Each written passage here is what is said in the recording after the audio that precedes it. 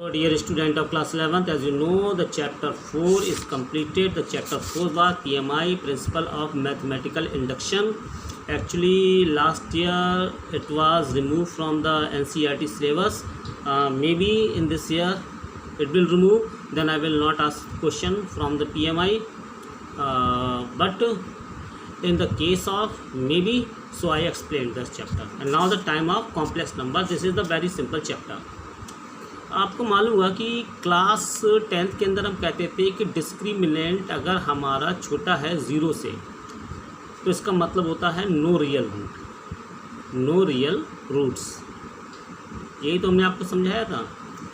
अगर ये real roots नहीं हैं तो ये कैसे रूट्स हैं, इस बारे में मालूम कीजिए। तो ये हमारे रियल रूट्स नहीं है, तो ये हमारे कहलाते हैं इमेजिनरी रूट्स। यानी हमने क्या किया, ऐसे इमेजिन किया हुआ है, ठीक है।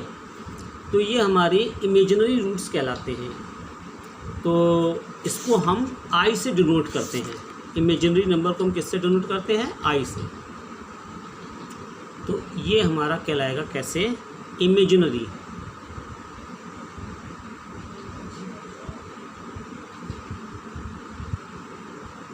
इमेजिनरी रूट्स या रूट्स कहलाते हैं। क्लियर हो गया।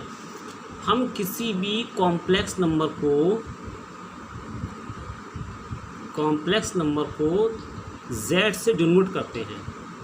पहली बात, z का मतलब होता है इसका रियल पार्ट और इसका इमेजिनरी पार्ट। यानी ये क्या हो गया हमारा i, तो इमेजिनरी पार्ट, तो real part plus imaginary part, इन दोनों कॉम्बिनेशन ये कहलाता है कॉम्प्लेक्स नंबर, ठीक है।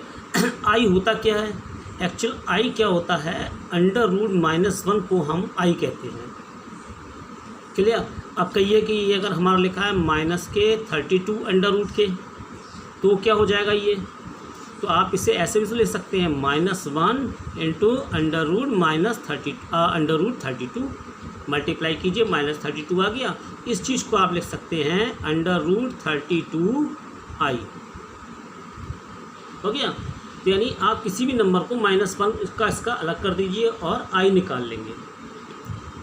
तो इसका मतलब हो गया कि i की वैल्यू क्या होती है, i की वैल्यू होती है अंडर रूट -1। आपको इतनी बात समझ में आ गई अब तक की वीडियो में, ठीक है। अगर i ना होके i स्क्वायर होता तो क्या होता, आप स्क्वायरिंग बोथ साइड कीजिए, क्या हो जाएगा, अंडर रूट हट जाएगा, ये रह जाएगा हमारा -1। समझ में आ गया। अगर ये हमारा i क्यूब होता तो i क्यूब को हम कैसे लिख सकते हैं, i स्क्वायर इंटू आई, यही तो लिख सकते हैं। i स्क्वायर की वैल्यू कितनी होती है, -1, तो आप क्या लिख दीजिए -1।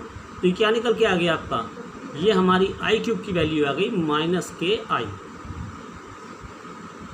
समझ में आ गया।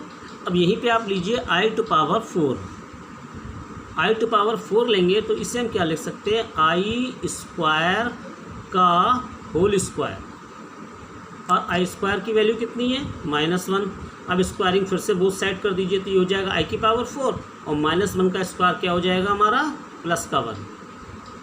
ये हमारे बहुत इम्पॉर्टेंट पार्ट हैं, ठीक है। और इसके अंदर जो आपके लॉ चलते हैं, चाहे वो हमारा कोई भी दो कॉम्प्लेक्स नंबर को मल्टीप्लाई करना, जैसे कि हमने बताया था आपको z से हम इसे डिनोट करते हैं, z1 और z2 की मल्टीप्लाई होगी, तो आप क्या करते थे कि अंडर रूट वाले पार्ट में अंडर रूट की मल्टीप्लाई करते थे। इरेशनल नंबर वाला ध्यान कीजिए आप, रेशनल और इरेशनल का कॉम्बिनेशन।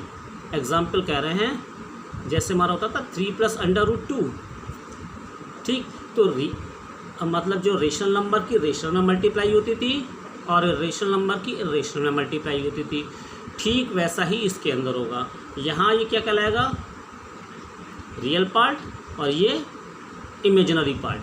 तो रियल पार्ट की रियल में मल्टीप्लाई, इमेजिनरी की इमेजिनरी में, और बाकी इसके अंदर कोई खास तो कुछ होता नहीं है। इसका पोलर फॉर्म होती है और इसका आर्गूमेंट होता है। जैसे जैसे आएंगे हम आपको क्वेश्चन समझाते रहेंगे, ठीक है, उससे पहले कि आपको बताते रहेंगे। तो कोई खास तो इसके अंदर है नहीं। अब एसोसिएटिव लॉ होते हैं और जो आपके कम्यूटेटिव लॉ होते हैं, जो हमारे क्लास 6 में पढ़ाए गए थे, वो सारे के सारे इसके अंदर चलते हैं। इसमें कोई भी डिफरेंस नहीं है। तो ये आपका इम्पॉर्टेंट पार्ट है। तो आप इस वीडियो को पॉज करें और अपनी फेयर कॉपी पे नोट करना। ओके।